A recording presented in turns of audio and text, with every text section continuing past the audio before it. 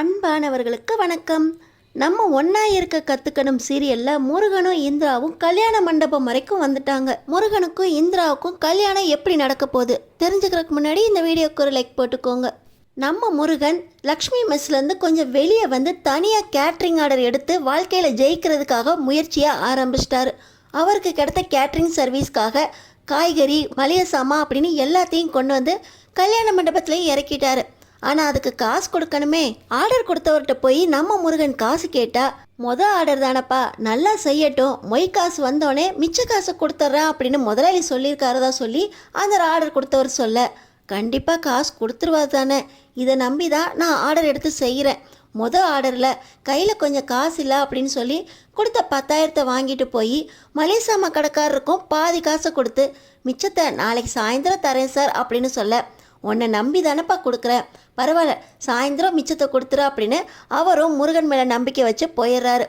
ஆனால் அதுக்கு மேலே கேட்ரிங் செய்கிறதுக்கு ஆட்கள் வேணும், சர்வ் பண்ணுறதுக்கு ஆள் வேணும், எல்லாத்துக்கும் காசு கொடுத்தா தானே வருவாங்க. இப்போ முருகனுக்கு என்ன பண்ணுறதுன்னு தெரியாமல் மறுபடியும் கந்தசாமிக்கிட்டேயே போய் நிற்கிறாரு. ஆனால் கந்தசாமிக்கு தான் புள்ள முருகன் மேலேயே நம்பிக்கை இல்லை. மெஸ்ஸை ஒழுங்காக நடத்தணும், மெஸ்ஸில் ஆள் இல்லாமல் போயிடும், மெஸ்ஸில் இருக்க ஆளுங்க ஏற்கனவே இங்கே அடுப்பு புகையில் வெந்துக்கிட்டு இருக்காங்க, நீ கூட்டிகிட்டு போய் அங்கேயும் வேலை செய்ய வச்சின்னா இங்கே செய்கிறக்கு ஆள் இல்லாமல் போயிடும், வந்தவங்க சாப்பிட உட்காந்துருக்கும் போது சர்வ் பண்ணுறக்கு ஆள் இல்லைன்னா அப்புறம் மெஸ்ஸை மூட வேண்டியதான். இந்த நிலைமை என் மெஸ்ஸுக்கு வரக்கூடாது, இதையும் தாண்டி நீ ஆர்டர் எடுத்து செஞ்சின்னா இங்கேருந்து யாரையும் கூட்டிகிட்டு போகக்கூடாதா அப்படின்னு முருகனுக்கு ஆர்டர் போட்டிருக்காரு. ஆனால் கரெக்டாக இந்த சூழ்நிலையில் தான் முருகனுக்கு கையில் காசும் இல்லை, ஆட்களை சேர்க்கறதுக்கு முன்பணம் கொடுக்கறதுக்கும் காசு இல்லை.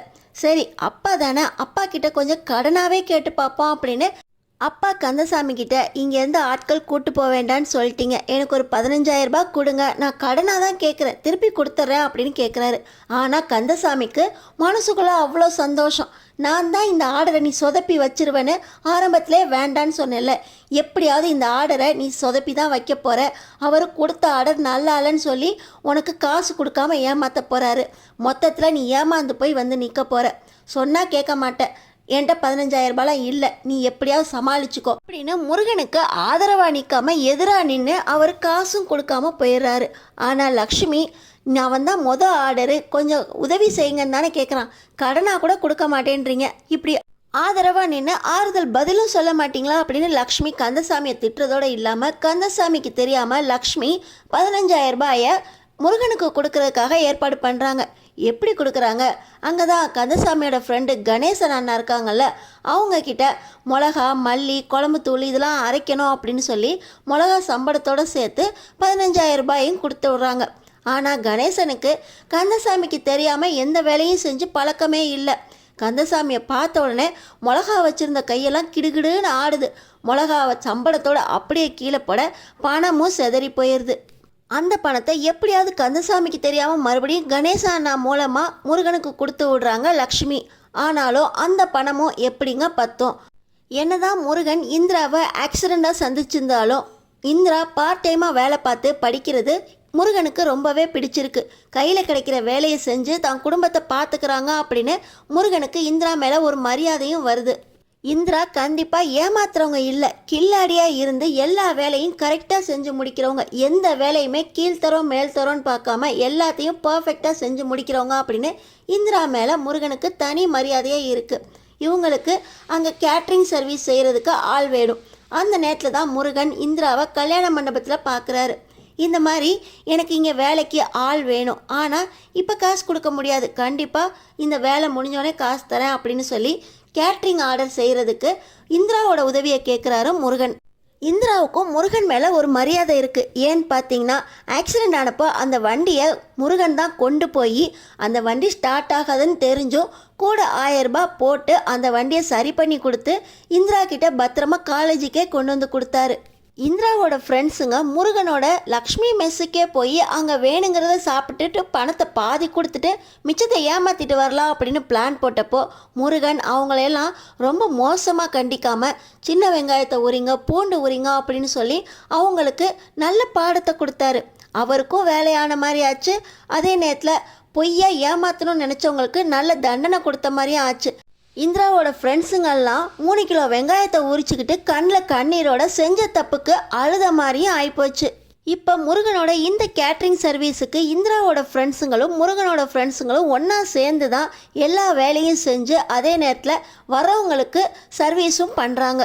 திடீர்னு முருகன் கேட்ரிங் சர்வீஸ் பண்ண வந்த இடத்துல மின்கசிவு காரணமாக தீ பிடிச்சிருது.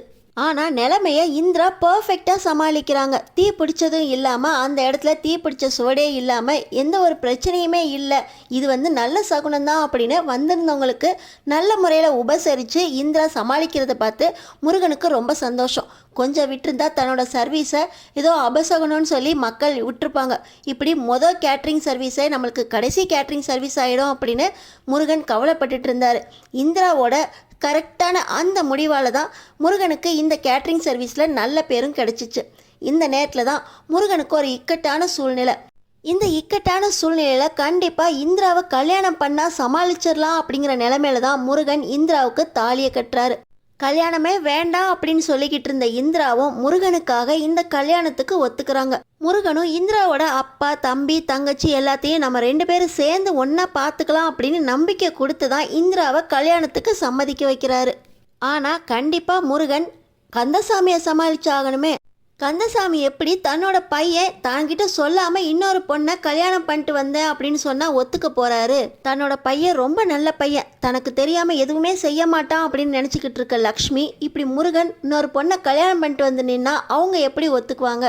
தன்னோட தம்பி தனக்கு தெரியாமல் எதையும் செய்ய மாட்டான், அவன் செய்கிறது எல்லாமே நியாயமாக தான் இருக்கும் அப்படின்னு நம்பிக்கிட்டு இருக்க குமரனும் சரி, தன்னோட அண்ணன் மேலே முழு நம்பிக்கை வச்சுருக்க கார்த்திகேயனும் சரி, திடீர்னு முருகன் இன்னொரு பொண்ணை கல்யாணம் பண்ணிட்டு வந்து வீட்டு வாசப்படியில் நிற்கும்போது அவங்களால ஏற்றுக்கவே முடியல.